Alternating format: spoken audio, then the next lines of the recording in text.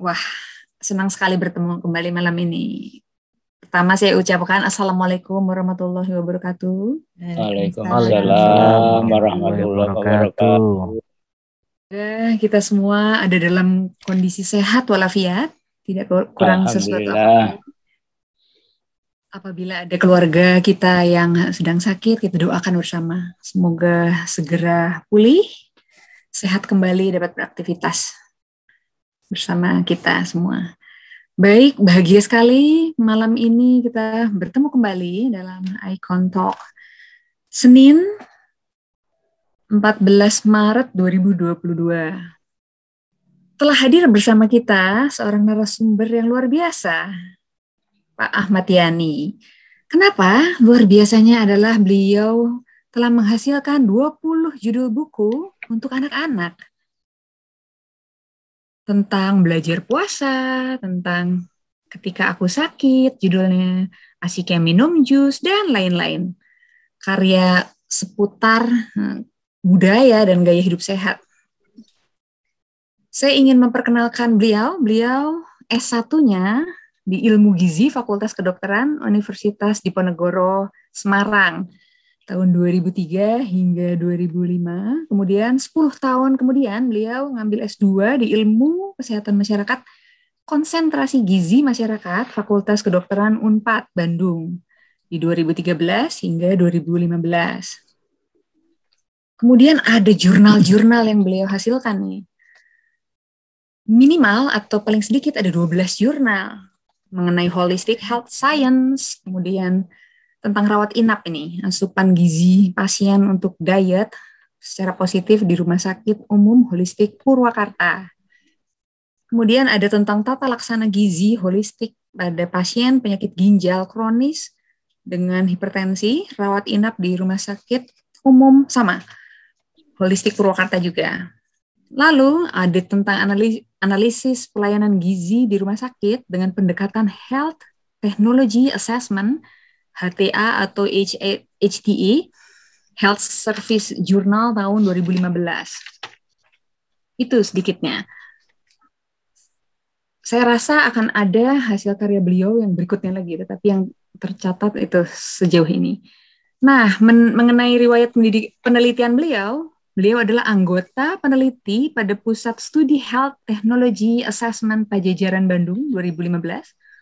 Kemudian, ini pengalaman organisasi beliau sebagai Sekjen Perhimpunan Profesi Kesehatan Muslim Indonesia, Prokami, itu tahun 2016 sampai 2020, dan periode sekarang ini, 2021 hingga saat ini. Beliau juga Ketua Dewan Pimpinan Cabang Persatuan Ahli Gizi Indonesia atau Persagi Purwakarta.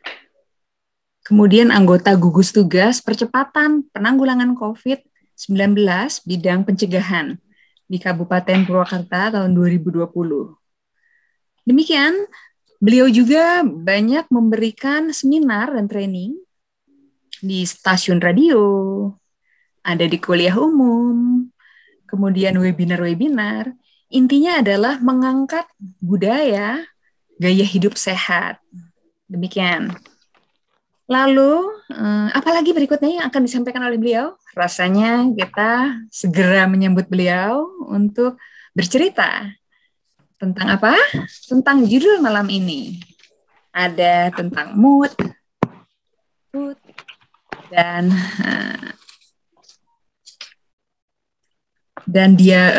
obesitas. Demikian pendahuluan dari saya. Semoga kita semua dapat memetik pengalaman, ilmu pengetahuan dari beliau untuk kehidupan kita dan kebahagiaan kita. Demikian. Sebelum kita mulai acara ini, mari kita berdoa. Saya lihat sudah banyak juga yang bergabung nih. Semoga acara kita malam ini dapat memberikan manfaat yang besar bagi diri kita, bagi keluarga kita, dan juga bagi masyarakat. Untuk itu saya mengajak Bapak, Ibu, dan saudara-saudara semua untuk berdoa sesaat. Berdoa, dipersilahkan.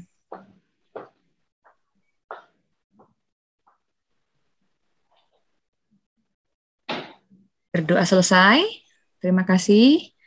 Untuk itu kita sambut narasumber kita malam ini, Bapak Ahmad Yani. Silahkan, Pak Ahmad Yani. Saya persilahkan. Baik, terima kasih Bu Nita Hidayat, luar biasa moderator. Saya banyak belajar. Para senior, para mentor yang berbahagia yang saya hormati, mohon izin ini sebagai pemain pengganti, mudah-mudahan bisa menambah wawasan yang baik buat kita semua. Puji syukur kita panjatkan kehadirat Allah Subhanahu wa taala yang mana pada malam hari ini kita masih diberikan kesempatan, kesehatan ya untuk bisa berkumpul, berbagi, sharing yang akan saya sampaikan.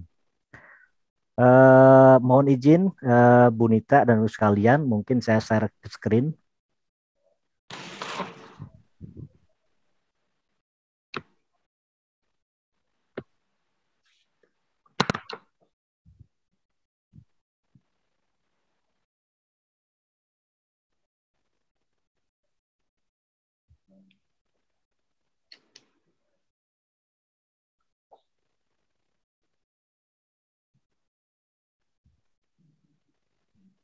Ya, apakah screen sudah terlihat di layar Bapak semuanya?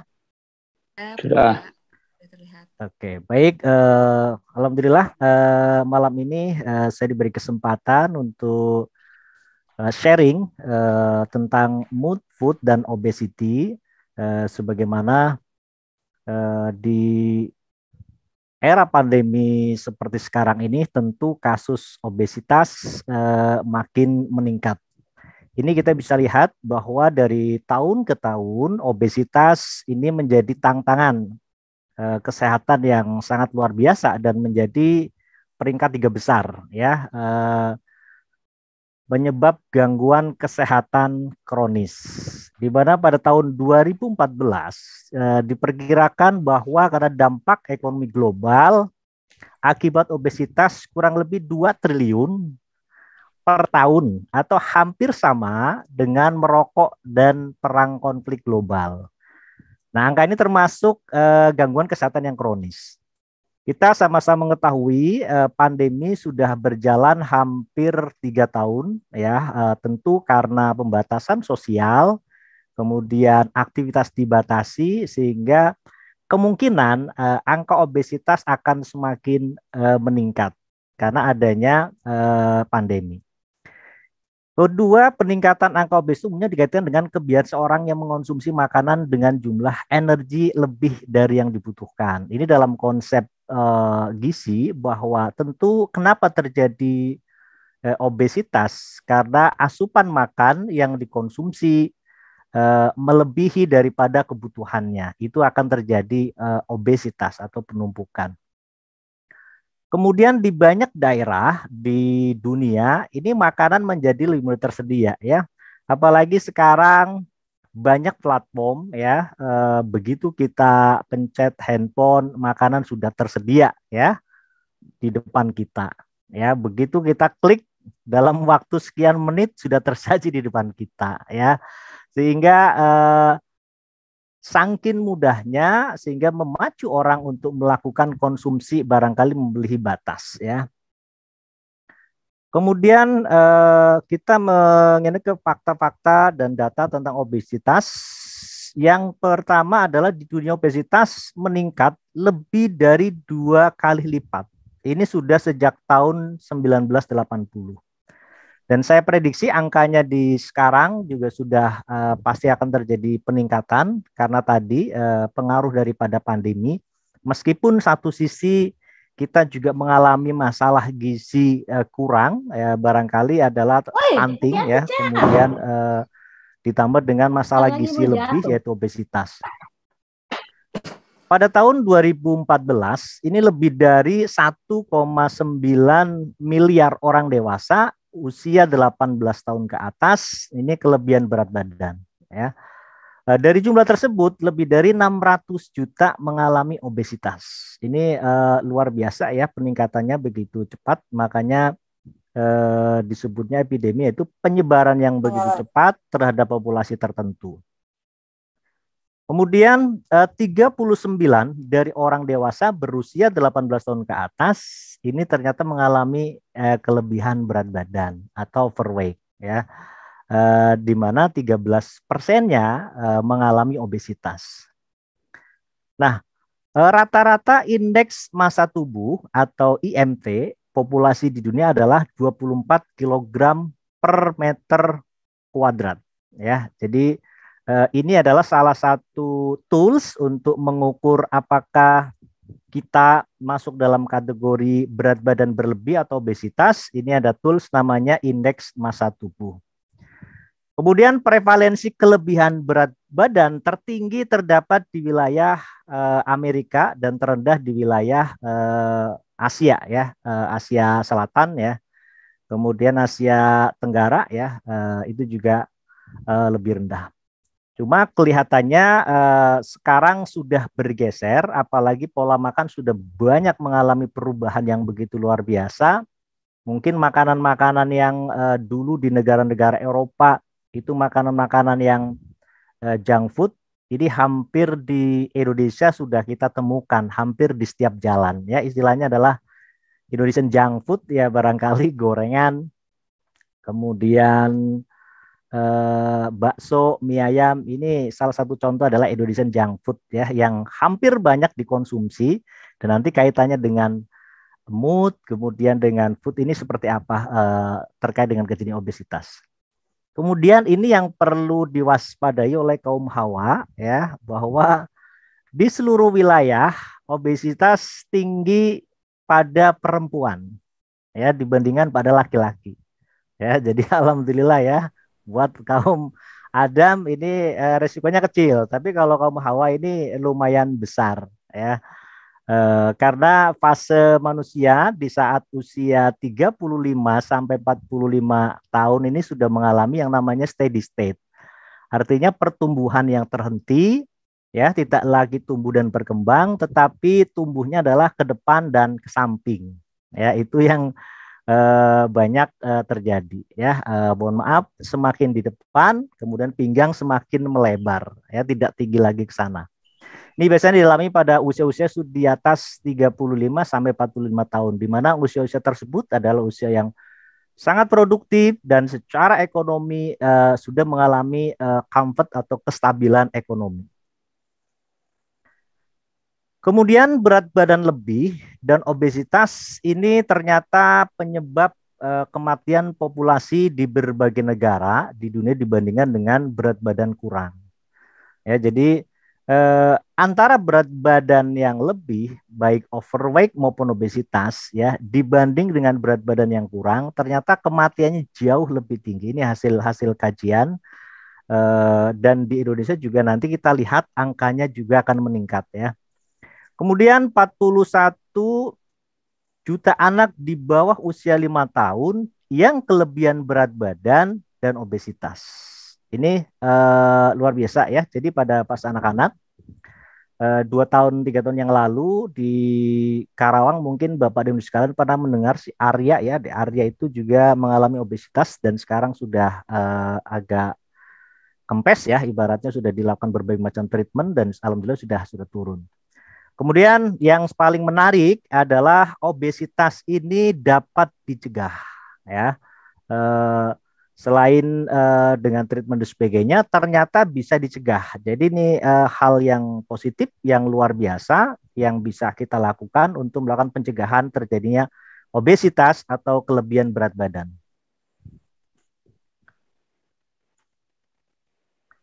Nah, bagaimana dengan kondisi Indonesia? Ya, tadi kondisi di dunia kita bisa lihat perkembangannya begitu cepat ya, epideminya luar biasa. Kalau di Indonesia ini hampir 13,5% orang dewasa usia 18 tahun ke atas kelebihan berat badan. Ya, dengan IMT lebih dari 25 kg per meter kuadrat.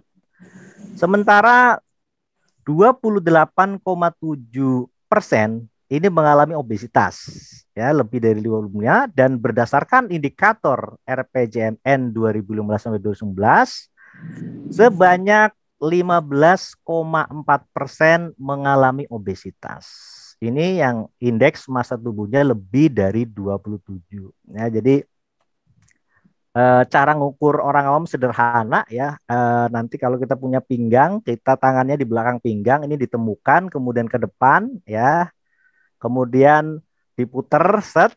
Nah, kalau tidak ketemu ya antara jari kanan dengan jari kiri tidak ketemu, ya itu udah indikator bahwa kita sudah kelebihan nih.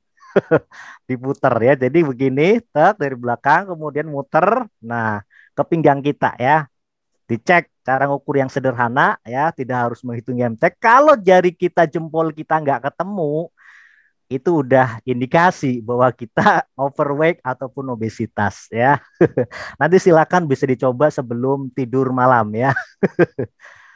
Kemudian sementara pada anak usia 5 sampai 12 tahun ini juga sama ya, 18,8% kelebihan berat badan.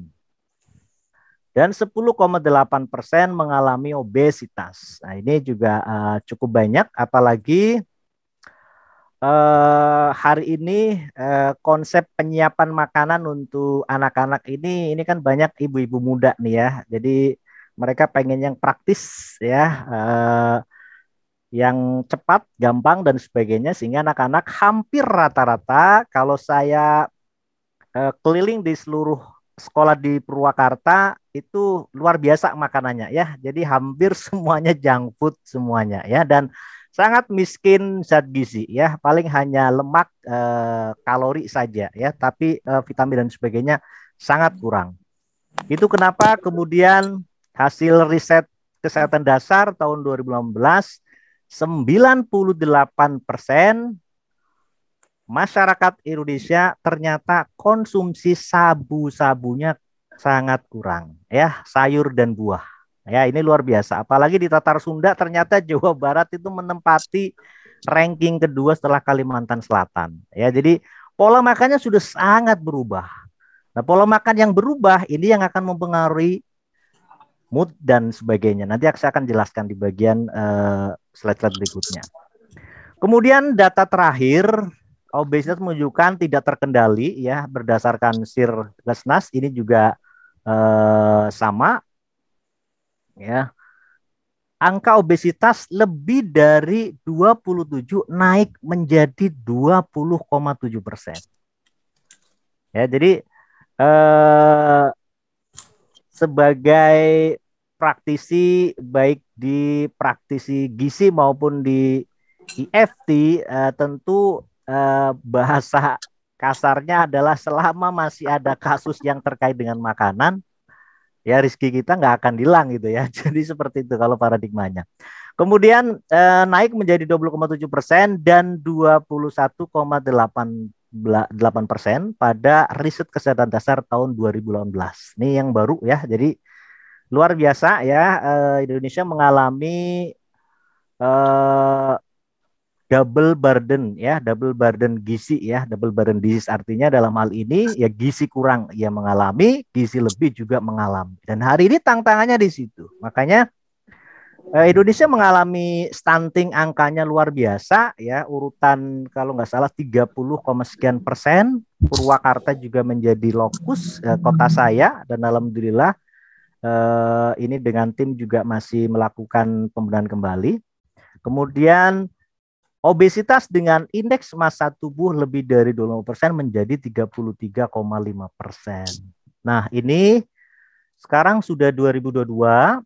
Analisa saya angkanya semakin naik ya, baik yang gizi kurang dalam hal ini stunting atau anak yang gagal tumbuh maupun yang obesitas. Ditambah lagi dengan situasi pandemi ya, tentu kondisi emosional, kondisi mood kita sangat terpengaruh dengan kondisi yang terjadi baik di lingkungan sekitar maupun di dalam diri masyarakat tersebut. Kita menginjak kepada apa obesitas ya, Bapak dan Ibu sekalian, mungkin banyak referensi ya. Nanti patokan kita adalah pada indeks massa tubuh. Kalau menurut WHO, obesitas ini adalah penumpukan lemak yang berlebihan akibat ketidakseimbangan asupan atau energy intake dengan energi yang digunakan atau energy expenditure dalam waktu lama. Ya, nanti kita bisa lihat nih terkait dengan kenapa kok bisa nambah. Ya karena secara definisi bahwa obesitas terjadi yang kita makan melebihi yang kita butuhkan. Itu pasti secara robust dia akan mengalami obesitas. Nah, kenapa kita mengalami kelebihan dalam hal asupan? Ya, tiba-tiba sambil nonton televisi tahu-tahu keripik atau cemilan habis satu toples. Nanti kita akan jelaskan kaitannya dengan modus sebagainya. Kemudian indeks massa tubuh atau IMT adalah indeks sederhana dari berat badan terhadap tinggi badan yang digunakan untuk mengklasifikasikan berat badan dan obesitas pada orang dewasa. Ya, kalau pada anak-anak ada menggunakan Z-score. Malam ini saya akan bahas pada dewasa saja ya. Jadi itu indikator sederhana apakah secara status gizi saya normal, saya kurus, saya lebih ya atau saya obesitas ya. Ini juga saya sampaikan di buku saya kurus atau gemuk. Sederhananya adalah bahwa pemahaman tentang gizi ini sejak dini ya, sejak kecil ya. Karena apa? Terkait nanti dengan masalah habit ya. Jadi kalau pada waktu kecil parenting pola asuh kita ya baik, maka pada saat dewasa dia juga akan baik. Ini akan sangat terkait sekali sehingga sangat luar biasa kaitannya nanti dengan kajian-kajian kita tentang emotional freedom technique nanti seperti apa. Ini sangat-sangat mempengaruhi sekali. Kemudian IMT didefinisikan sebagai berat badan seseorang dalam kilogram dibagi dengan kuadrat tinggi badan dalam meter. Jadi misalkan beratnya 45 ya, tingginya 152, tinggal 145 dibagi 1,52 dikuadratkan. Itulah indeks massa tubuh yang mengindikasikan status gizi kita apakah normal, apakah kurus, ataukah obes. Nah, Bapak dan Ibu sekalian yang berbahagia, nah inilah klasifikasi indeks massa tubuh. Kalau berdasarkan WHO, ini ada berat badan kurang ya atau underweight itu 18,5. Kemudian kalau kita lihat klasifikasi nasional, ini dari Widya Karya Pangan dan Gizi, kurus itu kurang dari 17. Ya, jadi ini sebagai indikator bahwa oh saya gemuk apa kurus sih, gitu ya. Banyak sekali orang yang merasa berat badannya saya kok merasa lebih, gitu kan, sehingga itu akan mempengaruhi emosi, akan mempengaruhi yang lain, sehingga justru akan mempengaruhi perilaku dalam memilih makanan. Kita akan bahas ke sana. Kemudian kalau nasional, mana yang dikatakan normal, ya? Normal ini adalah 18,5 sampai 25. Jadi nanti Bapak dan Ibu sekalian yang memang ini sekarang aplikasinya cukup banyak ya. Jadi bisa aplikasi-aplikasi yang bagaimana mengukur indeks massa tubuh untuk mengetahui cukup banyak. Tinggal masukkan angka berat badan dan tinggi badan kita, maka akan keluar angka dengan sendirinya. Nanti klasifikasinya lihat dari sini, saya masuknya kurus, normal, ataukah gemuk. Nah, tentu indikator-indikator ini akan kaitannya dengan tadi, risiko terhadap yang namanya penyakit. Ya kan, tentu baik yang kurus maupun yang gemuk, risiko-risiko terhadap terjadinya penyakit ini tetap ada. Bagaimana dengan obesitas? Nah, kemudian kita melangkah kepada apa sih yang menyebabkan obesitas. Ini saya akan fokus nanti kajiannya pada kajian kita yang memang harus kita bahas. Dan kelebihan berat badan. Yang pertama adalah faktor genetik. Ya, artinya keturunan. Apakah obesitas diturunkan? Diturunkan. Yang diturunkan apanya gitu kan? Genetik diturunkan, polanya juga diturunkan. Ya, banyak kajian-kajian meskipun kedua orang tuanya, penderita diabetes, ternyata anaknya ada resiko terjadi diabetes. Ini pada kasus diabetes mellitus. Ya, tetapi kalau dia melakukan perubahan, ya, baik perubahan pola, ternyata resiko itu juga bisa berkurang. Namun resiko pastinya karena genetiknya sudah ada, akan mengalami seperti itu. Tetapi ini bisa dirubah, ya, dengan memperbaiki tadi, ya, kaitannya dengan genetika. Di mana jika salah satu orang tua obesitas, peluang anak-anak menjadi obesitas ini sebesar 40 sampai dengan 50%. Kalau kedua orang tuanya obesitas, maka peluangnya 70 sampai 80%, atau disebutnya, mohon maaf, keluarga besar, ya, dalam artian memang genetiknya, gennya ke sana. Ini kasusnya sama dengan stunting, Bapak dan Ibu sekalian. Stunting anak pendek atau tinggi di bawah rata-rata, ya, tidak, indikatornya bukan hanya pendek saja, tapi variabelnya sangat banyak. Ini kita dulu menyampaikan bahwa kok pendek, itu udah dari sononya, udah dari keturunannya pendek. Ternyata kajian-kajian hari ini terjadinya pendek itu ternyata banyak variabel yang bermain, ya, sehingga paradigma berubah, ya, tidak selalu genetik ini menentukan, ternyata dia bisa berubah karena faktor lingkungan dan sebagainya. Kedua adalah faktor lingkungan. Nah, ini pola makan, pola aktivitas fisik. Sebagaimana kita ketahui, ya, bahwa pola makan ini pengaruhnya sangat kuat sekali. Pola makan tadi kaitannya, jika energi yang dikonsumsi dengan energi yang dikeluarkan, yang digunakan, ini tidak balance, maka akan terjadi penumpukan energi atau kelebihan. Nah, kelebihan ini akan disimpan dalam bentuk lemak, sehingga terjadi penumpukan di dalam tubuh. Kemudian pola aktivitas. Bagaimana dengan aktivitas? Sedentari. Ini kita sama-sama tahu situasi pandemi, batasan, kita dibatasi, tidak bisa beraktivitas keluar, olahraga pun secara daring, pertemuan seperti hari secara daring, ya, sehingga kita harus punya habit baru atau kebiasaan baru yang mana pola aktivitas kita biar bergerak dan sebagainya, sehingga risiko-risiko terjadinya obesitas bisa kita tekan.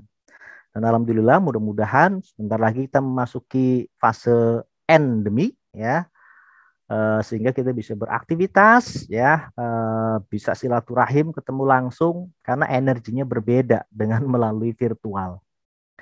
Yang ketiga adalah faktor obat-obatan dan hormonal, ya. Ini hormonal, ini kaitannya nanti dengan mood, ya, dengan emosi, ya, sehingga bahasan kita akan ke sana. Nah, kemudian bagaimana pengelolaan, karena tadi penyebabnya cukup banyak, kemudian pengelolaan obesitas bagaimana? Ya, kita tahu Bapak dan Ibu sekalian, dampak daripada obesitas ini yang pasti adalah penyakit-penyakit kronis atau degenerative disease, ya, bisa diabetes mellitus, bisa jantung, bisa stroke, ataupun yang lain, karena akan memicu penyakit-penyakit yang lain. Pengelolaannya adalah pertama, pola aktivitas. Kita udah tahu nih, ya, mana kalau kita makan berlebih, ya, bagaimana untuk membakar kalori, ya, secara analisa seperti itu. Begitu kita makannya melebihi kebutuhan kita, namun aktivitas kita kurang, pasti akan terjadi kenaikan berat badan, ya. Jadi asupan makan yang banyak, ya, kemudian aktivitas berkurang atau sedentari, ya, mager dalam bahasa anak kekinian, malas gerak, itu akan terjadi penumpukan atau terjadi penggunaan energi yang tidak maksimal, sehingga terjadi kelebihan energi akan dirubah menjadi lemak. Lemak nanti akan menjadi cadangan energi pada saat kita beraktivitas. Sehingga pola aktivitas ini menjadi hal yang sangat wajib, mana pemerintah mengeluarkan Germas, namanya Gerakan Masyarakat Hidup Sehat, ya, supaya kita aktif beraktivitas, salah satunya. Kemudian yang kedua adalah pola tidur istirahat. Ini penting. Ya, kenapa bisa penting? Ya, pola tidur pada saat kita istirahat kita cukup, ya, tentu hormonal di dalam tubuh kita akan balance sesuai dengan paradigma holistik, ya, seimbang. Tetapi manakala istirahat kita kurang, ya kan hormon yang akan bergerak biasanya adalah hormon kortisol, ya, dia terjaga terus. Kemudian kaitannya dengan eh, konsumsi makanan apa? Nanti dibahas di pola emosi makan. Ya, ini penting sekali. Jadi apakah istirahat harus teratur? Ya tentu kita punya jadwal untuk bagaimana supaya kita bisa istirahat. Karena kita juga tubuh kita, badan kita memiliki hak untuk diistirahatkan. Tetapi pola kehidupan hari ini tuntutannya luar biasa gitu ya. Ritmenya itu ritme cepat gitu ya. Ritmenya itu kayak nggak ada jeda gitu ya. Sehingga banyak orang yang mengalami ya easy ya, ketidakseimbangan. Ya, ketidakseimbangan itulah yang memicu banyak berbagai persoalan. Kita bayangkan yang harusnya kita bisa istirahat dengan tenang ya, malam bisa tidur, karena tuntutan dalam tanda petik kita mengorbankan diri kita untuk tidak istirahat. Ini juga akan mempengaruhi. Hubungannya seperti apa? Jelas, pada saat kita ngalong, tidur kita terlalu malam, saya sudah bisa dipastikan ya, itu ada namanya hormon grelin yang memicu rasa lapar.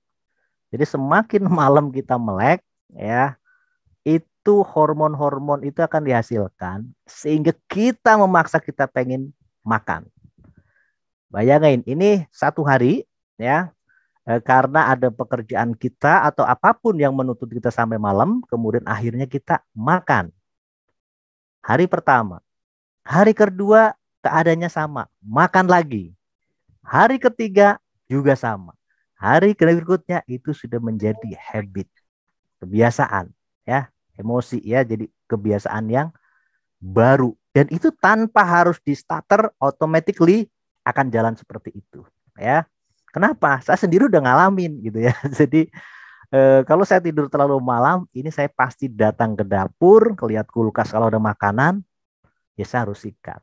Sehingga mohon maaf, ini perut saya juga agak semakin di depan. Ini program lagi bagaimana mengecilkan perut, bahkan kalau orang bilang ini ada sabuk sahrininya ya. Jadi ada obesitas sedikit ya, obesitas sentral di perut, ya ini agak resiko ya, resiko terhadap yang lain-lain. Sehingga saya juga mentreatment diri saya sendiri untuk merubah aktivitas tersebut. Kemudian pola emosi makan. Ini kaitannya seperti apa? Nanti ada mekanismenya saya jelaskan. Dan ini juga banyak dialami ya. Contohnya seperti apa? Ada tipe-tipe orang yang pada saat dia stres, banyak pikiran, justru pelariannya ke makan banyak. Ya kan? Pada saat dia emosinya terganggu, ya, stres, bisa beban kerja, atau kalau dia mahasiswa tugas, atau kalau dia seorang pengusaha berpikir yang lain sebagainya. Nah, makanya ini komunitas kita luar biasa. Ini membantu mereka-mereka yang memang imbalance ya, tidak seimbang. Ini akan memicu ya kan terjadinya perubahan. Kenapa? Pada saat mood, suasana hati kita kurang bagus atau istilahnya bad mood ya, itu terjadi terus-menerus meskipun situasinya sangat singkat dan dia berubah-ubah, lama-kelamaan akan menjadi emosi negatif dalam diri kita ya, sehingga menjadi habit. Pada saat kita banyak pekerjaan, kita pasti keinginan tubuh kita pengen makan makanan yang enak. Ya. Terutama tuntutannya adalah makanan dengan karbohidrat tinggi, kemudian lemak tinggi, dan itu akan memicu yang namanya obesitas. Pada saat obesitas terjadi, itu juga terjadi gangguan emosi kembali karena pathway bolak-balik, ya. Dia stres dengan kondisi dirinya, akhirnya akan mempengaruhi menahan makan dan pada akhirnya juga akan mengalami obesitas. Nah, bagaimana dengan yang kurus? Ada tipe-tipe tertentu ya, pada saat dia banyak pikiran justru dia selera makannya berkurang ya, sehingga badannya kurus ya. Kalau tipe yang seperti ini harus dibikin senang berarti ya. Jadi kalau dia senang ya badannya naik ya. Begitu juga dengan yang dengan yang obes. Kalau tipe-tipe yang stres kemudian makan banyak ya ini harus dibikin senang juga. Jadi kebalik, kalau dia senang justru berat badannya turun, tapi kalau dia stres berat badannya naik. Nah, ini kaitannya dengan emosi Bapak dan Ibu sekalian ya, ataupun mood yang kita pahami. Nah, ini barangkali kaitannya Bapak dan Ibu sekalian, di mana ini banyak variabel yang berperan ya, otak kita ya, kemudian ada faktor biologi ya, baik yang sentral maupun periferal ya. Ini saling mempengaruhi atau kompleks two-way relationship. Jadi hubungannya timbal balik kan mempengaruhi. Pada saat otak kita ya mendapat rangsangan tadi beban stres ya, kemudian dia akan mempengaruhi faktor biologikal, misalkan hormon ya, grelin dan sebagainya akan mempengaruhi otak kita. Ya. Kemudian otak kita akan mempengaruhi ya emosi kita. Emosi juga akan mempengaruhi otak kita. Ini timbal balik mood ya. Kemudian mood terjadi di suasana hati kurang mood jadi emosi. Emosi ini akan mempengaruhi food intake, asupan makanan kita. Food intake dipengaruhi food choice dalam memilih makanan. Kecenderungan, maaf, orang dalam kondisi bad mood atau dalam kondisi emosi ya. Ini biasanya emosinya tidak stabil ya. Pada saat dia lapar, emosinya nggak stabil, moodnya juga nggak bagus. Makanya ada iklan, maaf, lu kalau nggak makan resek gitu ya. Itu jadi iklan sekarang ya. Karena ini kaitannya dengan ini. Jadi pada saat emosi kita jelek atau bad mood atau garbage emotion ya, emosi-emosi sampah-sampah emosi yang negatif yang akan mengoreksi otak kita, kemudian mempengaruhi obesitas juga ya, karena apa? Dari makanan yang berlebih. Kemudian juga obesitas juga mempengaruhi. Nah, ini kenapa pada program penurunan berat badan banyak yang gagal ya, banyak yang tidak berhasil. Karena apa? Emosi bermain. Dia berusaha pengen turun berat badan, tetapi pada dasarnya secara emosi dia nggak siap. Nah, saya selama menjadi praktisi di rumah sakit, saya banyak menangani kasus-kasus obesitas, ya, dari mulai pramugari, kemudian istri duta besar, kemudian saat ini karena saya aktif di pendidikan di sekolah tinggi, saya juga masih menerima beberapa klien, teman dekat ya. Kebetulan klien saya yang terbaru adalah anak kuliah ya. Ini Agustus kita melakukan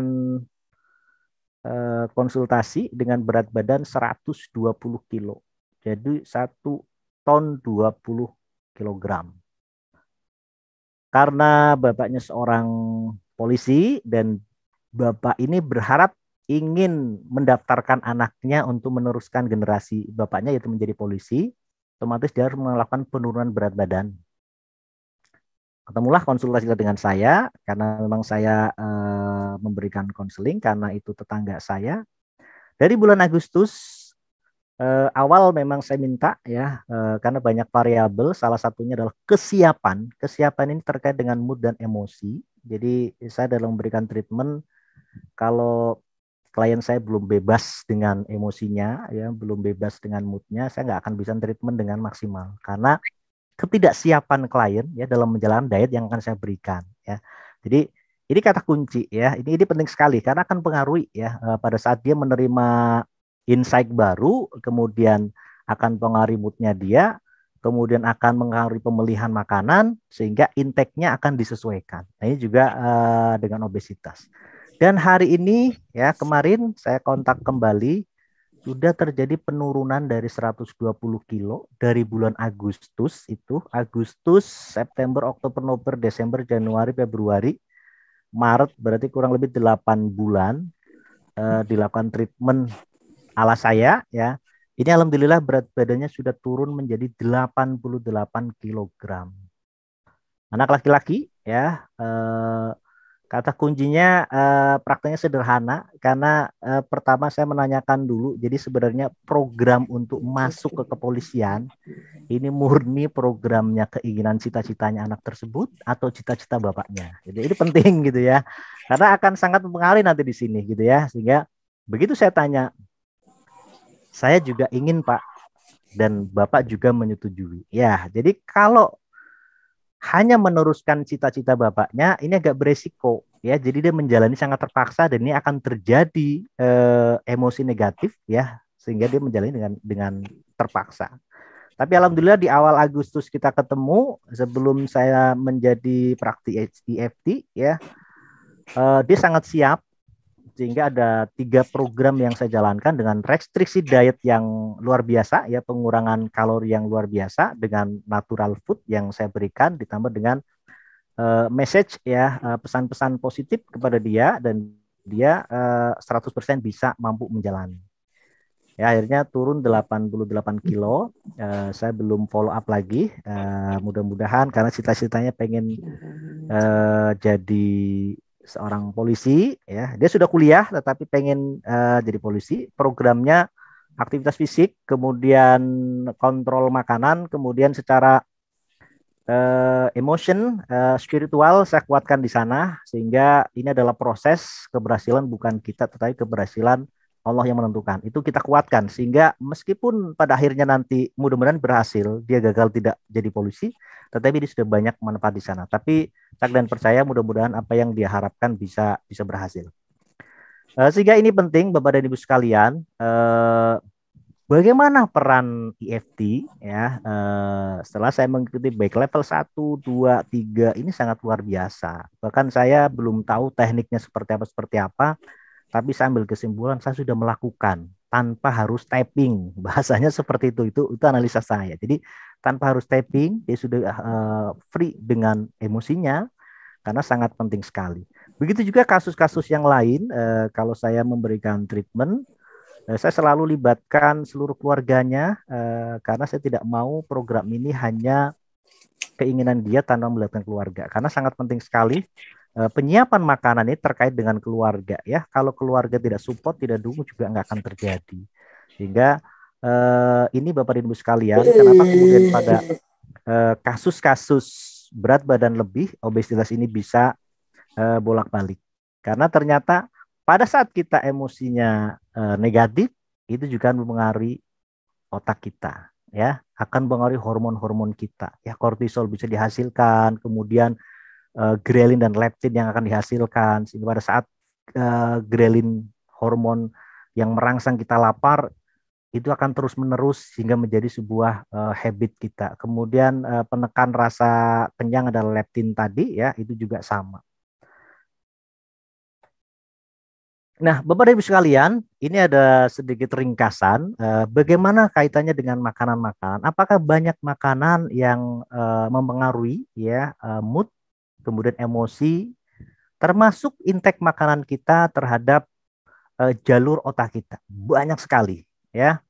Jadi food and biological factor yang pertama ini ada coklat ya, makanya banyak orang yang doping ya.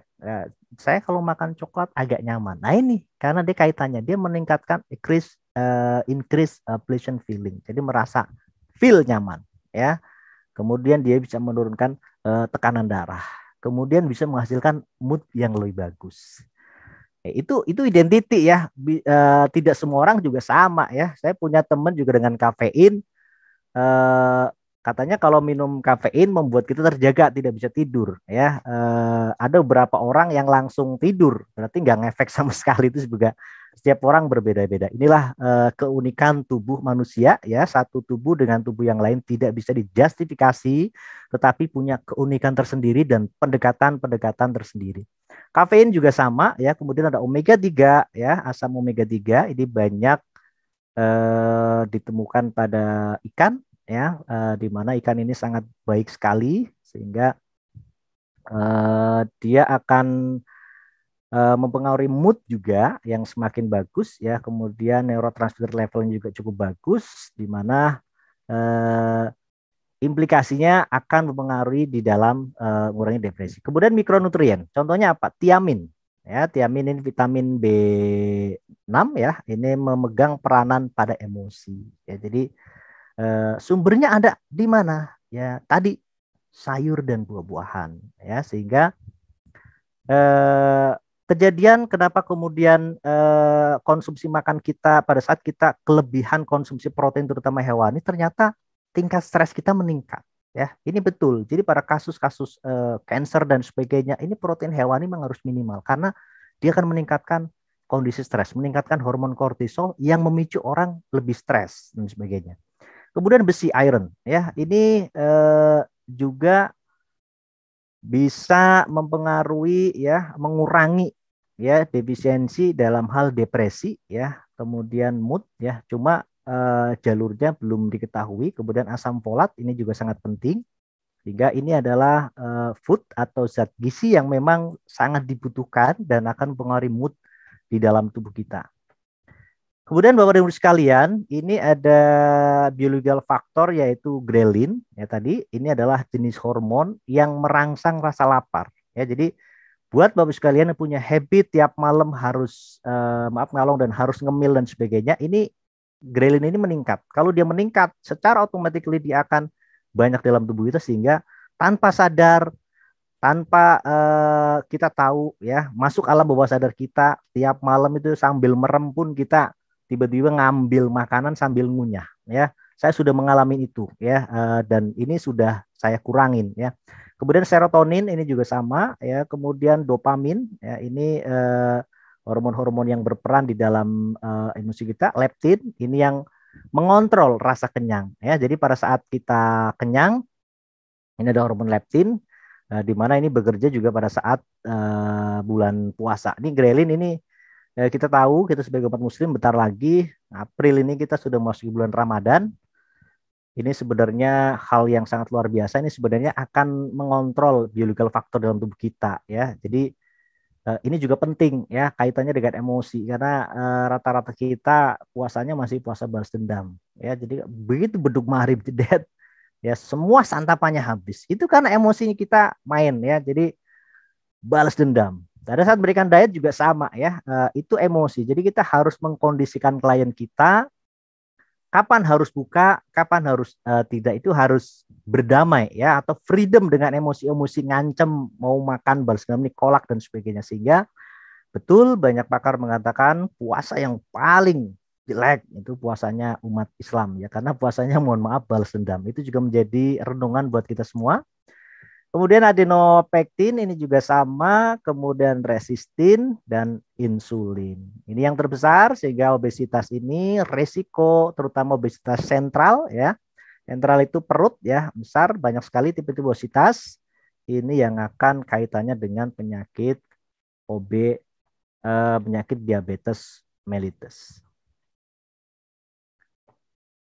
Terakhir, kalau bisa tarik kesimpulan, yang pertama, makanan dapat mengubah mood ya. Jadi jenis makanan dapat mengubah mood dapat mengubah pemilihan makan dengan berbagai macam alasan ya. Ini karena setiap orang punya preference yang berbeda-beda.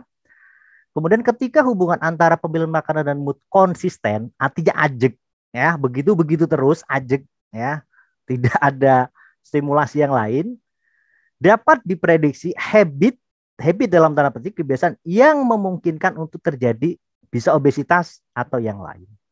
Nah ini karena apa? Karena hubungan antara food choice ya yang dengan mood yang konsisten. Akhirnya jadi habit. Udah begitu-begitu terus, tiap hari begitu terus, tiap hari begitu, tidak ada perubahan ya. Sehingga emotional freedom technique sebagai salah satu pendekatan holistik cegah obesitas. Saya sepakat.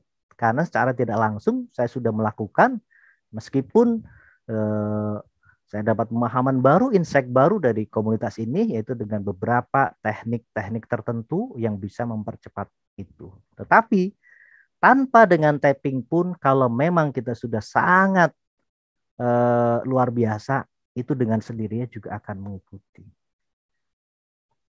Demikian barangkali Bapak Ibu sekalian yang bisa saya sampaikan, mudah-mudahan bisa dipahami dan memberikan manfaat yang sebesar-besarnya buat saya pribadi dan untuk kita semua. Billahi taufiq wal hidayah. Assalamualaikum warahmatullahi wabarakatuh. Waalaikumsalam warahmatullahi wabarakatuh. Terima kasih banyak Pak Ahmad Yani untuk sharingnya. Rasanya banyak hal-hal kebaikan yang dapat kita ambil dari sana. Untuk itu di sesi berikutnya saya akan persilahkan Bapak, Ibu, dan saudara-saudara semua untuk berinteraksi dengan Pak Ahmad Yani. Silakan, boleh di kolom chat ataupun langsung sampaikan di sini dengan unmute, silakan. Apakah sudah ada? Kalau belum ada, mungkin saya yang ingin tanya, Pak Ahmad Yani. Silakan Ibu Nita. Boleh sharing, Pak Ahmad Yani, bagaimana pengalaman Bapak ketika mempraktekkan EFT dengan ini, Pak? Menarik sekali itu tadi. Ya, bagaimana saya mempraktekkan EFT? Sebenarnya itu Agustus ya 2021, saya belum kenal EFT sebenarnya, gitu ya. Tetapi setelah saya pahami, saya analisa, oh saya ternyata sudah melakukan ya, meskipun tekniknya apa nih, yang mana gitu kan. Sehingga saya begitu saya ikut level 1, level 2, level 3, ternyata hasil kesimpulan saya tanpa harus tapping pun ternyata sudah terjadi. Dan memang pada kasus ini yang Agustus kemarin ini konsultasi mulai di bulan Agustus. Ini tadi obesitasnya 120 kilo dan alhamdulillah sekarang 88 kilo. Memang awal saya asesmen itu untuk mengkaji berbagai aspek ya, dari mulai sosial, kemudian mulai food habit dan sebagainya. Dan salah satunya yang paling penting adalah kata kuncinya ini sebenarnya cita-citanya siapa gitu ya. Kalau cita-citanya bapaknya ini lumayan berat ya, faktor stres akan menjadi dominan. Sehingga ternyata begitu saya tanya, ini niat saya dan memang orang tua mendukung ya. Sehingga dengan itu hampir 2 jam Bu Nita ya, saya melakukan diskusi dengan anaknya langsung dan dengan bapaknya. Kebetulan kita diskusinya di depan rumah saya, ada saung di depan sehingga agak santai dan sebagainya. Kemudian berikutnya kita monitoring dan alhamdulillah terakhir kemarin sepekan kita ketemu di masjid, berat badannya sudah 88 kg. Artinya dengan pendekatan EFT atau psikologis tadi ini mampu kalau menurut saya, karena kesiapan si anak ini harus siap. Karena banyak sekali terjadi, dulu saya mentreatment pramugari itu juga karena mau dipecat dari maskapai penerbangan, saya minta Pak Yani menurunkan berat badan saya dalam waktu seminggu gitu ya. Jadi ini tantangan luar biasa gitu kan, seminggu tidak ada di dalam ilmu ini. Kalau perempuan itu hamil 9 bulan 10 hari untuk menurunkan berat badan secara hitung-hitung butuh waktu 9 bulan 10 hari. Ini butuh waktu seminggu, ini tantangan luar biasa. Ya tentu harus diet ekstrim. Cuma karena tadi goal settingnya dia sangat jelas, yang penting saya bekerja lagi Pak Yani dan saya nggak dipecat, mau di treatment kayak apapun saya siap. Ya udah gitu kan. Dalam seminggu dengan berbagai macam treatment kita, alhamdulillah bisa ya. Itu kurang lebih pengalaman saya sebelum saya mengenal EFT Bu Nita, sehingga saya sekarang memahami oh ternyata bekerjanya di sini. Ya, ternyata dibantu dengan titik-titik tertentu juga ini akan sangat baik sekali.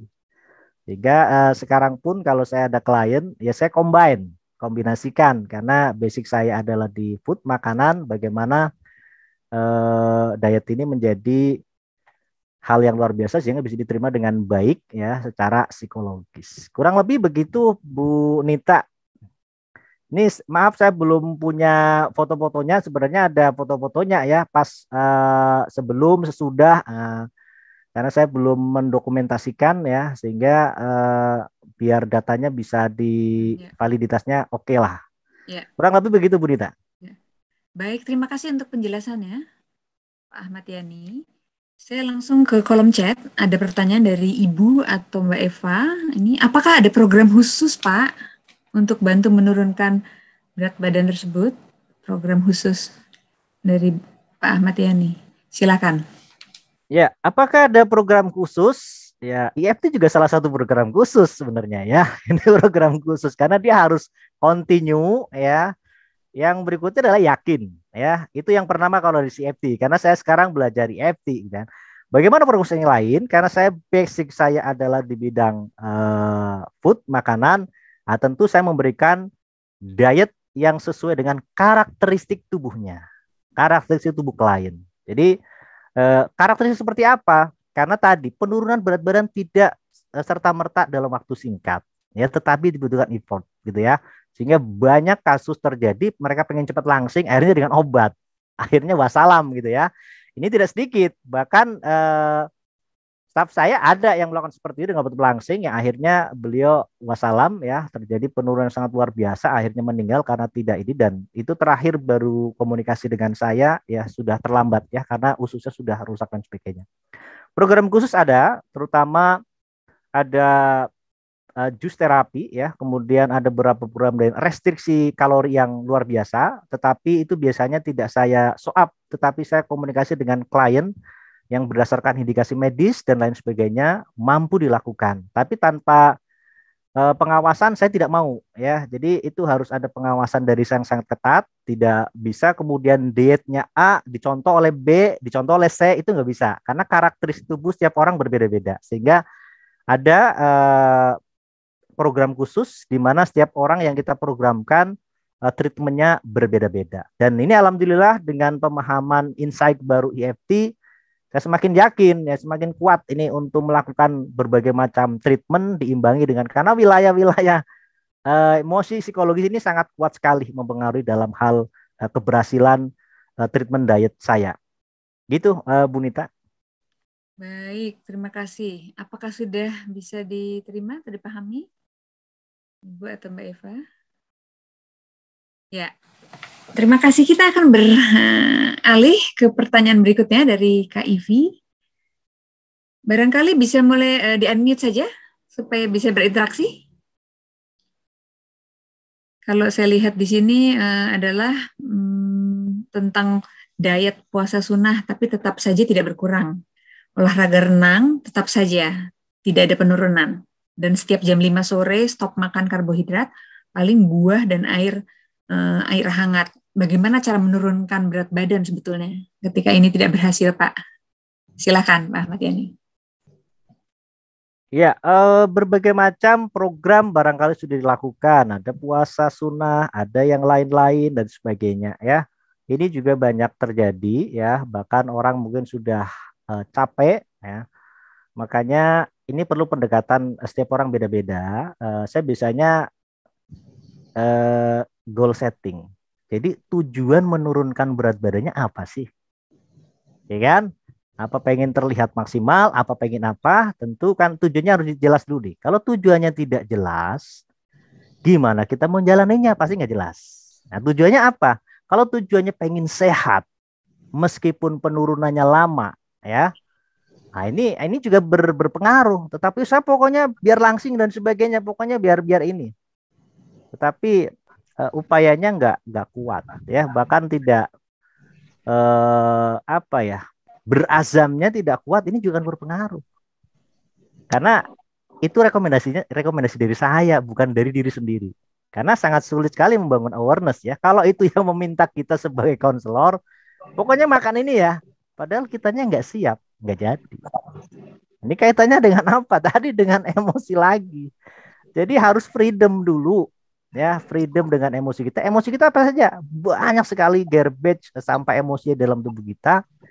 Kaitannya kalau di dalam holistic balance berarti goal setting, tujuannya apa, ini penting. Sehingga saya sudah melakukan puasa sunnah, saya sudah melakukan perubahan pola makan dan sebagainya ya, ini kesannya kayak ngancem gitu loh. Jadi kayak pas bulan puasa gitu, udah puasa mau ngancem, nah bukan seperti itu ya. Jadi itu pendapat saya seperti itu. Jadi perlu ada goal setting yang sangat jelas, sebenarnya targetan pengen ini apa Kalau pengen sehat, ya dengan berat badan sekarang sudah sehat, alhamdulillah saya sudah sehat tanpa harus menurunkan berat badan. Dengan berat badan sekian, alhamdulillah saya sudah sehat. Ya, jadi kalau saya maknai ada berat badan, kalau saya istilah saya itu tipe sial sama tipe untung, Bu Nita ya. Maksudnya tipe sial tipe untung gimana? Kalau dia sudah obesitas, tetapi indikator laboratorium dia sangat baik, gula darah normal, semua normal, yang dia punya orang berat badan ini tapi yang untung. Ada orang yang dengan berat badan udah kurus, tetapi kolesterol tinggi, trigliserid tinggi, berarti dia tipe sial. Sudah berat badan idealnya tidak tercapai, tetapi dia masih kurus. Apa yang masih kita lakukan? Bersyukur dengan kondisi kita. Sehat, alhamdulillah. Ya, makanya ada istilah big is beautiful gitu ya. Ngapain kita harus nurun berat badan dengan kondisi hari kita sehat walafiat. Itu paling penting. Itu kalau menurut pendapat saya, Bu Nita. Terima kasih. Baik, terima kasih Pak Yani. Menarik sekali. Beberapa kali Pak Yani menyampaikan tentang goal setting itu. Sehingga emosinya di freedom dulu. Kemudian sebetulnya banyak apa tadi garbage di dalam diri kita. Itu menarik supaya kita selesaikan. Ketika goal settingnya jelas, maka akan mempengaruhi emosi. Ya, semoga bisa terjawab pertanyaan tadi. Kita beralih ke pertanyaan berikutnya. Ada dari Kak Farah, Huria. Bagaimana untuk orang yang didiagnosa gangguan emosional atau gangguan mood seperti bipolar dan lain-lain? Apakah ada penanganan khusus? Dan apakah orang dengan hal tersebut kemungkinan obesitasnya lebih besar? Silakan, Pak Yani. Ya, bagaimana dengan yang memiliki gangguan emosi, salah satunya bipolar. Nah, tadi ya gangguan bipolar tentu ada gangguan medis, itu juga gangguan emosi ya. Bagaimana apakah ada risiko untuk terjadinya obesitas? Ada kemungkinan dua ya. Bisa iya, bisa tidak. Sehingga kembali bagaimana kita freedom dulu ya dengan kondisi-kondisi yang ada. Apa pemicu yang membuat kita tiba-tiba mungkin berubah emosi kita ya, kemudian tiba-tiba berubah lagi. Apa yang pemicu yang menyebabkan itu terjadi? Kalau pemicunya memang hal-hal yang masa lalu, baik masa kecil ya, itu perlu kembali lagi kita bebaskan dulu ya. Kalau sulit ya kepada komunitas kita ya, itu perlu diterapi dulu, di-freedomkan dulu ya. Kalau itu terkait dengan masa yang akan datang, hambatan-hambatan ke depan, itu juga sama ya, sehingga tidak lantas kita kemudian langsung selesai dengan itu, tetapi penyebabnya dulu kita selesaikan. Jika akar masalahnya bisa ketemu, nah baru itu bisa kita lakukan. Sehingga program yang lain bagaimana dengan apakah kita bisa jadi obesitas atau enggak, tergantung dari akar masalah yang kita temukan. Sehingga akar masalah Pak terkait dengan emosi kita. Emosi kita yang ini mana? Apakah sebuah emosi yang tadi garbage, sampah-sampah emosi yang banyak sekali yang harus kita hapus, sehingga kita harus ada insight baru supaya bisa lebih favorable kalau bahasa saya. Nah, itu yang harus dilakukan. Apakah akan terjadi obesitas? Tergantung kembali dalam perjalanannya seperti apa. Yang penting, yang pasti penyakit kondisi ini harus kita selesaikan dulu. Bahasanya adalah freedomkan dulu ya, yang menghambat emosi-emosi tadi. Kurang lebih seperti itu, Bu Dita. Mudah-mudahan bisa menjawab. Kalau enggak, nanti kita di belakang lah ya. Terima kasih Pak Yani. Ternyata di EFT sudah sekian banyak materi yang terkait sekali dengan ini. Dengan bagaimana kita mengelola ini. Penurunan berat badan dan lain-lain. Semoga itu juga dapat menjawab pertanyaan Kak Farah. Nah, ada pertanyaan berikutnya Pak dari Pak Cerah. Ini menarik sekali. Terima kasih Pak Yani. Bisa dikasih contoh kata-kata EFT waktu menurunkan berat badan itu seperti apa? Seperti sugesti, bisa efektif. Gimana cara pendekatan awalnya Pak? Silakan Pak Yani. Ya, bagaimana sugesti ya yang diberikan? Saya memberikan treatment sebelum saya belajar EFT. Saya dulu juga belajar hypnodiet ya, hypnodiet ya, bagaimana memberikan treatment supaya orang mau melakukan apa yang kita punya. Saya belum tahu titik-titik EFT dan sebagainya, tetapi saya melakukan adalah pertama tentu klien kita harus percaya dengan kita. Ya kan, itu penting. Kalau dia nggak percaya dengan kita, sulit. Ya. Bahkan pengalaman saya sebagai praktisi dulu kesehatan, saya banyak menangani kasus-kasus penyakit ginjal, ya. Sampai suatu ketika adalah suaminya orang Surabaya telepon saya, Pak Yani, saya minta istri saya nggak mau makan ikan yang direkomendasikan oleh Pak Yani. Kenapa? Karena yang ngomong bukan Pak Yani. Wah, ini bahaya luar biasa gitu kan ya. Jadi malam-malam jam 10 malam telepon saya. Kalau yang minta bukan Pak Yani, dia nggak akan melakukan. Ini kondisi gagal ginjal kronis dan sangat berbahaya, agak berisiko. Sehingga saya sampaikan kepada ibu tadi, Ibu, mulai hari ini ya, kalau Bapak yang ngomong gitu kan, bahwa Ibu boleh mengkonsumsi ikan seminggu 2 kali, itu dari saya gitu ya. Ternyata begitu ini udah bisa, alhamdulillah. Itu akan bahaya sekali. Banyak kasus terjadi seperti itu. Nah, bagaimana supaya bisa berhasil? Tadi ya, kalau alas saya barangkali adalah kepercayaan. Ini penting sekali. Kalau klien sudah nggak percaya dengan kita, sulit sekali. Kita mau apapun nggak akan bisa. Jadi dia harus percaya dengan kita. Bagaimana cara percaya? Tentu approach pendekatan kita harus baik, ya. Kemudian tentu kita kalau dalam beberapa teknik kan ada empati, ada simpati, ya, ada, jangan sampai kita larut ke dalam kesana, akhirnya kitanya juga malah sakit dan sebagainya, ya. Jadi kalau di beberapa teknik mungkin ada beberapa yang dilakukan, tetapi yang saya lakukan seperti itu. Jadi saya membangun sebuah kepercayaan, komitmen, dan itu bukan dari saya, ya, tetapi adalah dari dirinya. Ini akan jauh meningkatkan awareness luar biasa. Kalau hanya rekomendasi saya, begitu dia pulang ke rumah bubar, ya. Tapi kalau awareness kesadarannya adalah dari dalam dirinya, dia akan melakukan dengan senang hati, dia akan melakukan dengan baik. Sehingga toolsnya seperti apa? Ya tadi sebenarnya kuncinya adalah bangun kepercayaan terhadap klien kita. Itu barangkali Bu Nita mudah-mudahan bisa menjawab. Karena kalau beberapa teknik saya juga masih belajar, ya, tidak hafal tapi masih belajar kemudian dicoba dan sebagainya. Cuma saya melihat ada teknik-teknik tertentu yang tanpa tapping pun alhamdulillah saya bisa melakukan. Nah, itu yang mudah-mudahan jadi satu nilai lebih, ya, sehingga bisa membuat klien apa sih, merubah emosi negatifnya menjadi emosi yang positif. Kurang lebih seperti itu, Bu Nita.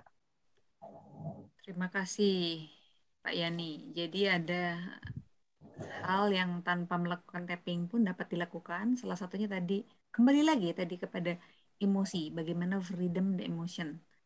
Sehingga ada yang mendorong itu dari dalam dirinya, demikian, bukan dari siapapun, termasuk dari Pak Yani sendiri ya. Baik, terima kasih atas jawaban dari Pak Yani, sangat memberikan pencerahan. Kita bisa berlanjut ke Pak Miranto yang sudah raise hand. Silakan, bisa di-unmute, Pak Miranto. Iya, terima kasih Bu Nita. Terima kasih Pak Ahmad Yani, materinya menarik sekali. Bagus. Terima kasih Pak Miranto. Jazakallah. Saya pengen tahu rahasianya tadi, Dok. Satu, ada statement dari Pak Ahmad Yani bahwa menurunkan berat badan itu memerlukan waktu. Betul ya? Betul. Namun di lain pihak Pak Ahmad Yani berhasil menurunkan secara kilat pramugari tadi. 1 minggu kok bisa. Nah, ini coba ceritakan ulang tekniknya gimana ini? Ada yang perkecualian ini. Terima kasih Pak Ahmad Yani. Baik, terima kasih Pak Miranto. Pertanyaannya cukup jeli ya. Jadi luar biasa. Terima kasih Pak Miranto. Nah, kenapa seminggu ya? Maaf, saya koreksi, bukan seminggu, dalam waktu 14 hari ya. Karena memang resikonya dia dipecat ya. Karena berat badannya kelebihan 0,5 kilo saja udah langsung dipecat dari maskapai penerbangan. Pertama, memang yang kita lakukan waktu itu assessment ya, tentu analisa medis dan sebagainya. Ini jenis berat badan lebihnya, kondisi laboratorium dan yang sebagainya. Karena kebetulan saya waktu masih di rumah sakit ya, kita treatment di rumah sakit holistik ya. Kemudian setelah dia ingin berat badan turun, kita beberapa treatment kalau bisa adalah program juice terapi ya. Kemudian ditambah dengan terapi-terapi yang lain. Ini memang cukup banyak terapinya ya, karena di rumah sakit holistik tentu pendekatan-pendekatan itu semuanya dilakukan. Tetapi yang paling menarik buat saya adalah begini Pak Miranto, tadi goal setting. Ya. Jadi si pramugari ini jelas-jelas kalau dia dipecat, dia sudah nggak bisa bekerja. Jadi apapun yang diberikan oleh saya dalam tanda petik ya, oleh kita, dia akan lakukan untuk mencapai berat badan yang diharapkan. Itu penting. Karena banyak orang yang pengen turun berat badan tapi dia sebenarnya nggak mau gitu kan. Ini juga banyak kasus terjadi. Ini karena terkait dengan kehidupannya dia. Yaitu begitu dia dipecat, dia akan punya pendapatan. Ya, otomatis itu sangat menguatkan. Bahasa beliau waktu itu, udah deh Pak Yani mau ngasih saya racun, ngasih saya apa, saya siap. Yang penting berat badan saya turun. Nah, kalau sudah seperti itu, gampang sekali, Pak. Dalam ilmu psikologis pasti itu bahasanya adalah burning desire. Jadi sudah dalam diri yang penting gue turun deh.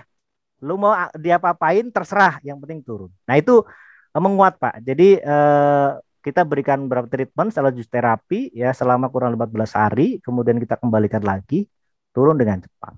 Meskipun ada risiko kembali, ya risiko kembali untuk bisa naik.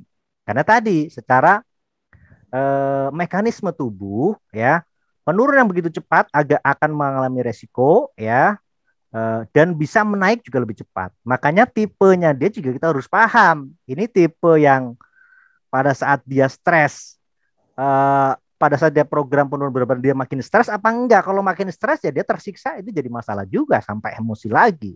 Tapi kalau dia menjalani dengan nyaman, saya pengen tujuannya ini dan saya menyenangi, saya senang dengan kondisi hari ini karena saya akan seperti ini.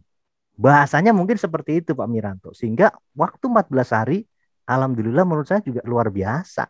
Karena setelah itu memang dia langsung minta nomor rekening saya Pak. Nomor rekening Pak ini berapa? Itu yang saya nggak mau sebenarnya gitu. Jadi ada semacam kepuasan tersendiri banyak terjadi ya selalu seperti itu. Padahal saya nggak mau gitu kan karena ibu sudah melakukan pembayaran melalui mekanisme pembayaran yang resmi. Enggak, karena Pak Yani sudah berhasil menurunkan berat badan saya bahasanya saya sudah berazam nih ya ada ini supaya begitu Pak Yani bisa menurunkan saya berikan ini tanpa ngomong ke saya begitu sudah berhasil dia baru kontak minta nomor rekening ditransfer. Ya, itu rezeki, Pak. Kurang lebih seperti itu, Pak Miranto. Untuk teknis yang lain mungkin tidak perlu saya sampaikan lah. Ya banyak hal. Terima kasih. Terima kasih untuk ceritanya, Pak Yani. Nampaknya sudah terjawab. Sudah, Bu. Saya ingin tahu Pak Miranto. Terima kasih. Wah, seru ya pembahasan kita. Tidak terasa. Kita sudah hampir memasuki akhir dari acara kita. Rasanya masih ada satu pertanyaan lagi dari Ibu atau Kak Eva. Apakah Pak Yani punya kelas diet? Silakan, Pak. Ya, apakah punya kelas diet? Nah, ini yang saya butuh di support ini berarti ya. Jadi saya banyak aktivitas ya sehingga yang sebenarnya adalah khawatir tidak kepegang ya banyak aktivitas yang lain. Ini juga di organisasi Persagi kita ada program namanya Sagita ya konsultasi gizi anak dan keluarga. Ini kita berikan free ya kepada seluruh masyarakat Purwakarta dengan tim-tim kita. Kemudian kita juga ada talkshow di radio. Ini juga belum saya berikan jawaban gitu ya. Sehingga itu sebenarnya sangat baik sekali. Kelas diet apakah ada? Ini kebetulan belum ada. Nanti mungkin anak-anak mahasiswa saya yang menggunakan kelas diet, saya sebagai talentnya nanti. Lo mudah-mudahan sekarang lagi fokus kepada buku ya. Jadi buku insya Allah mudah-mudahan segera terbit. Ini judul bukunya bocoran dulu adalah Revolusi Dapur Keluarga. Ya, Revolusi Dapur Keluarga Indonesia 4.0 ya. Di mana itu harapannya menjadi sebuah inspirasi ya, kemudian kajian praktis untuk menyelamatkan generasi kita ya dengan pola makan yang sehat. Kalau kelas diet belum ada ya, mudah-mudahan itu program berikutnya yang bisa kita lakukan yang bisa memberikan manfaat kepada banyak orang. Itu saja barangkali Bu Nita. Terima kasih. Tambah seru nih. Terutama dengan tadi bukunya bocorannya. Ada buku judulnya Revolusi Dapur Keluarga Indonesia 4.0. Kajian praktis dari Pak Yani. Ya, Kita tunggu berita berikutnya nanti kalau amin. sudah Mohon doanya. launching. Semoga diberikan kelancaran untuk segala sesuatunya, Pak. Amin ya Ya, rabbal baik. alamin. Apakah masih ada pertanyaan dari Bapak, Ibu, dan saudara-saudara semua? Satu lagi saya berikan kesempatan. Karena kita sudah di penghujung sesi malam ini. Kalau tidak, maka saya persilahkan kepada Pak Yani untuk memberikan kesimpulan dari bincang-bincang kita malam ini. Silakan Pak Yani. Baik Ibu Nita, Bapak dan Ibu sekalian yang berbahagia pada malam hari ini, alhamdulillah sudah menyediakan waktu, sudah menyempatkan waktu. Banyak sekali di antara kita yang tidak sempat dan dalam kondisi tidak sehat. Alhamdulillah hari ini kita sehat, hari ini kita sempat dan mendapatkan berbagai macam insight baru yang bisa memberikan inspirasi dan manfaat kepada banyak orang. Dan Ibu sekalian, bahasan yang tadi saya sampaikan adalah sedikit dari ilmu-ilmu Allah yang ada di bumi ini ya. Kita sebagai manusia diperintahkan untuk mempelajari, dan tentu sebaik-baik manusia adalah mereka yang paling banyak manfaatnya kepada seluruh umat.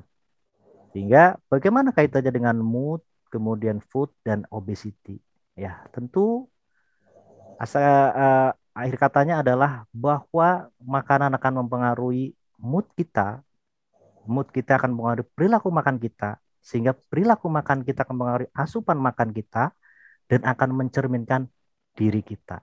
Sehingga wujud rasa syukur terhadap kesehatan kita adalah bagaimana kita menjaga pola makan dan pola hidup serta pola pikir yang sehat.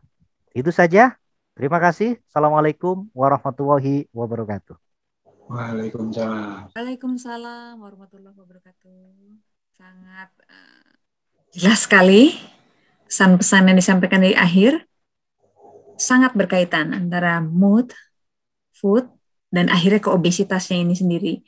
Saling terkait satu dengan yang lain. Yang tadi saya lihat secara sederhananya ditampilkan dalam slide. Yang di tengah-tengahnya adalah mood, emotion. Demikian, semoga pertemuan kita malam ini bersama Pak Yani memberikan manfaat bagi Bapak, Ibu, dan saudara-saudara semua, memberikan sesuatu kebaikan-kebaikan untuk menjadi diri dan keluarga yang lebih baik hari demi hari. Untuk itu saya mohon pamit. Terima kasih atas segala perhatiannya. Wassalamualaikum warahmatullahi wabarakatuh.